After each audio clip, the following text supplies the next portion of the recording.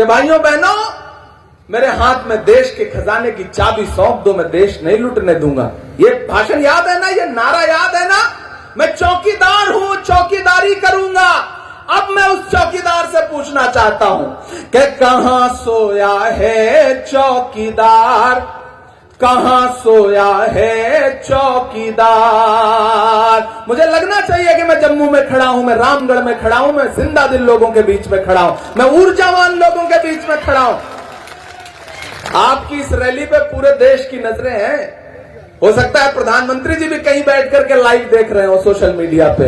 ये काम वो बहुत करते हैं, तो आपकी तालियों का शोर उन तक भी जाना चाहिए कि कहां सोया है चौकीदार, कहां सोया है चौकीदार। अगली लाइन पे तैयार रहना। कहां सोया है चौकीदार, कहां सोया है चौकीदार। विजय माल्या नाक के नीचे से हो गया फरार, कहां सोया है चौकीदार, कहां सोया है चौकीदार।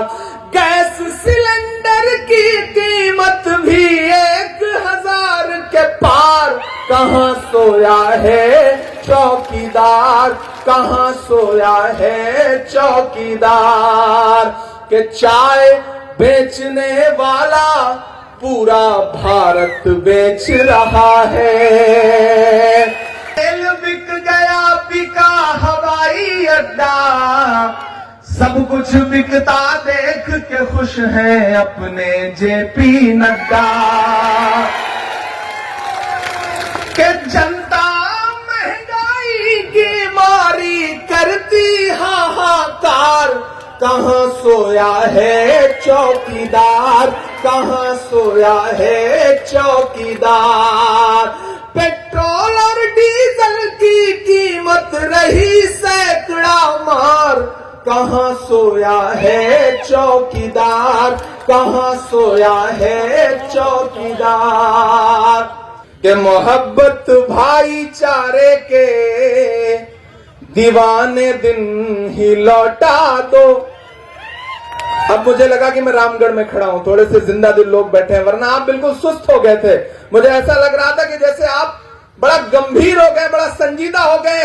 मैं पीछे तक आप सबको शामिल करता हूं। मैं अगले 5-7 मिनट जब तक आपके बीच में रहूंगा, मैं वो बातें कहूंगा, वो मुद्दे कहूंगा जो आपकी भावना से जुड़े हुए मुद्दे हैं। मैं ये पंक्तियां पढ़ता हूं, पूरे देश ने इन पंक्तियों को सुना है। मैं बड़ी विनम्रता के साथ देश की सरकार से, प्रधानमंत्री जी से, भाजपा से यह कहना चाहता हूं कि मोहब्बत भाईचारे के दीवाने दिन ही लौटा दो। वो सस्ती दाल सब्जी के सुहाने दिन ही लौटा दो। वो सस्ती दाल सब्जी के, ताली तो चौथी पंक्ति पे बजनी है आपकी, तैयार रहिएगा। वो सस्ती दाल सब्जी के सुहाने दिन ही लौटा दो। ये अच्छे दिन तो अंबानी अडानी को मुबारक हो। अच्छे दिन देने का वादा किया था ना, मैं बताता हूं। ये अच्छे दिन तो अंबानी अडानी को मुबारक हो। हमें ऐसा करो साहिब पुराने दिन ही लौटा दो। हमें ऐसा करो साहिब पुराने दिन ही लौटा दो। रामगढ़ वालों, दुनिया के किसी भी देश की सरकार हो, वो देने के लिए जानी जाती है, जनता को कुछ ना कुछ देती है। ये पहली सरकार है जिसने जम्मू कश्मीर से उसका स्टेटहुड का दर्जा छीनने का काम किया है।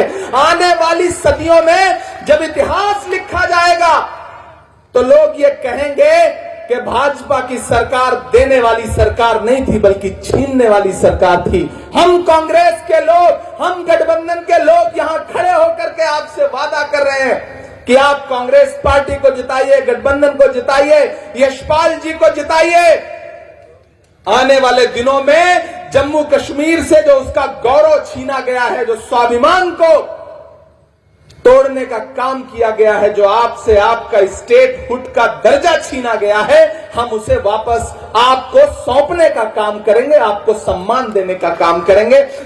बहुत दूर से चल के आपके बीच में आया हूं और मेरे लिए भी ये बहुत गर्व की बात है, गौरव की बात है कि मैं आपके बीच में खड़ा हूं, और वो भी चुनावी मौके पे खड़ा हूं। कोई खुशबू न कोई फूल न कोई रौनक, उस पे कांटों की जहालत नहीं देखी जाती। हमने खोली थी इसी बाग में अपनी आंखें, हमसे इस बाग की हालत नहीं देखी जाती। मेरे भाई, ये चुनाव बहुत महत्वपूर्ण चुनाव है। आने वाले दिनों में आपको ईवीएम बूथ पर जाना है और न सिर्फ रामगढ़ के भविष्य का फैसला करना है, बल्कि जम्मू कश्मीर के भविष्य का भी फैसला करना है। यह चुनाव बहुत महत्वपूर्ण चुनाव है। दो विचारधाराएं हैं।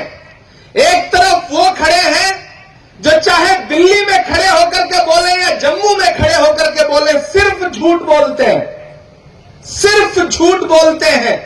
और एक तरफ वो विचारधारा खड़ी है जिसकी अगुवाई हमारे नेता राहुल गांधी जी कर रहे हैं, जो इस देश में सच्चाई, प्रेम और मोहब्बत की एक मिसाल बनकर के दुनिया के सामने खड़े हैं और वो जता रहे हैं कि मैं आम जनमानस का नेता हूं, आम जनता के साथ खड़ा हूं।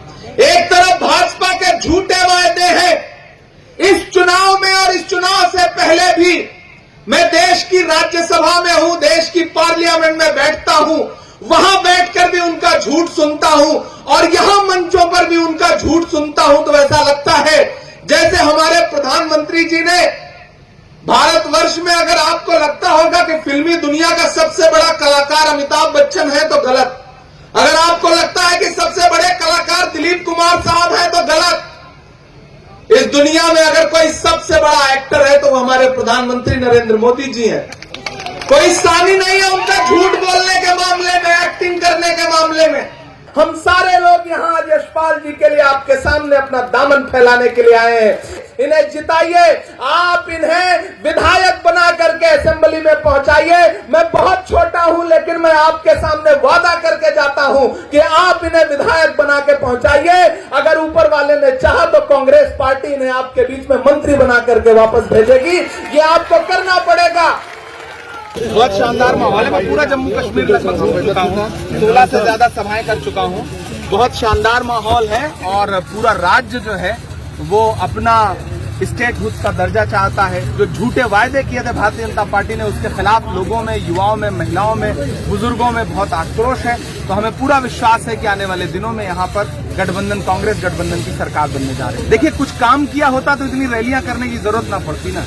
काम कुछ किया नहीं है, झूठे वायदे किए, धोखा दिया किसानों के साथ, नौजवानों के साथ, महंगाई बढ़ाई तो महिलाएं बहुत परेशान हैं। ऐसे में हम अपना जो घोषणा पत्र लेके आए हैं और हमारी जो 7 गारंटी है उसको लेकर के पूरे जम्मू कश्मीर के अलग अलग इलाकों में लोग विश्वास जता रहे हैं राहुल गांधी की नीतियों में, हमारे नेता मल्लिकार्जुन खड़गे जी की नीतियों में। तो हमें पूरा विश्वास है कि हमें उन तमाम मुद्दों का बहुत फायदा मिलेगा। और आपने देखा कि कितनी शानदार सफल रैली थी। मैं जहां भी गया हूं लोगों का हुजूम आ रहा है।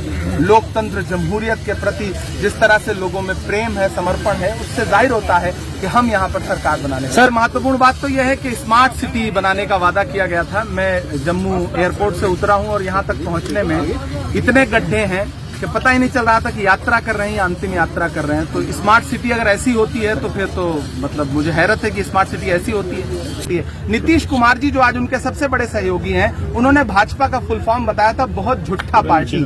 तो दरअसल ये झूठ बोलते हैं, झूठ बोलने के अलावा इनका कोई काम नहीं, इनके पास मुद्दे नहीं है। ये कांग्रेस से मुद्दों पर सवाल नहीं पूछते बल्कि झूठी कहानियां सुनाते हैं और इनकी हर झूठी कहानी बाद में अंततोगत्वा झूठी साबित होती है जब आप फैक्ट चेक करते हैं। सर, काफी देर से लोग इंतजार कर रहे थे, राहुल गांधी जी नहीं पहुंचे। मौसम खराब है, मैं खुद मुझे बनी जाना था, मैंने अपने भाषण में भी ये बात कही। हम नहीं जा सके क्योंकि मौसम खराब है, मौसम पे किसी का नियंत्रण नहीं है। राहुल जी एयरपोर्ट पहुंच चुके थे लेकिन उसके बाद उड़ने की परमिशन नहीं मिली खराब मौसम की वजह से। मैं यहाँ लैंड कर चुका था, कई फ्लाइट्स यहाँ से डाइवर्ट हुई, तो मजबूरी थी। राहुल जी तो आना चाहते थे और रामगढ़ के लोगों से मिलना चाहते थे, लेकिन राहुल जी ने संदेशा भेजा है कि हम अभी नहीं आ सके तो क्या हुआ, हम यशपाल कुंडल जी के जीतने के बाद, सरकार बनने के बाद आएंगे और रामगढ़ के लोगों का धन्यवाद अदा करेंगे। अगर सचमुच में उन्होंने जम्मू कश्मीर की जनता के लिए, जम्मू के लिए, कश्मीर के लिए कुछ काम किया हो तो वोट मांगने आने के लिए इतने सारे नेताओं को आना ही नहीं पड़ता। दूसरी बात रही डिस्ट्रक्शन की बात या वायलेंस की बात, और वो इसलिए कह रहे हैं कि उनके ब्लड में है। वो पुराने अंग्रेज क्या करते थे, डिवाइड एंड रूल। ये नए अंग्रेज है, ये भी डिवाइड एंड रूल करते हैं, वो भी लूटते थे, ये भी लूटते हैं। पर अंत में तो इस देश की जनता ने अंग्रेजों को भगा दिया। ये नए अंग्रेजों को भी जम्मू कश्मीर की जनता भगा देगी, सुलझाएगी। सर, राजनीति में जम्मू कश्मीर ने बहुत कुछ देखा है। हमने ये भी देखा है कि पीडीपी पार्टी और भारतीय जनता पार्टी साथ में मिलकर आई थी। क्या आने वाले समय में ऐसा कुछ हो सकता है नेशनल कॉन्फ्रेंस और बीजेपी के लिए? देखिए, हम अपने विचारों पर, अपनी आइडियोलॉजी, अपनी फिलॉसफी पर चलते हैं। हम डेमोक्रेसी में, हम संविधान में विश्वास करते हैं, हम दया, करुणा, प्रेम में विश्वास करते हैं, हम जोड़ने के काम में विश्वास करते हैं और हम विकास में विश्वास करते हैं। आने वाले समय में कांग्रेस पार्टी ने जो मैनिफेस्टो बनाया है उसको अगर ध्यान से पढ़ें तो जो कहते हैं सो करते हैं। चाहे वो किसान के ऋण की बात हो, चाहे राइट ऑफ एजुकेशन हो, चाहे फूड सिक्योरिटी की बात हो, चाहे मनरेगा की बात हो, चाहे आप देखिए बिजली के बारे में भी इन्होंने स्मार्ट मीटर ले आए। स्मार्ट मीटर से कितना बड़ा भारी नुकसान जनता को हो रहा है। प्राइस कितने बड़े बड़े आते हैं, 500-700 की जगह 8-10 हजार के बिल आते हैं। जनता बड़ी परेशान है, कुछ बोल नहीं सकती है। उनको ये याद करना चाहिए कि गुजरात में, बड़ौदा और सूरत में स्मार्ट मीटर लाने की इन्होंने कोशिश की, वहां की जनता ने उनको भगा दिया। मुझे लगता है कि जम्मू कश्मीर की जनता भी स्मार्ट मीटर या इनके ऐसे मुद्दों को उठाकर फेंक देगी, उनको भगा देगी।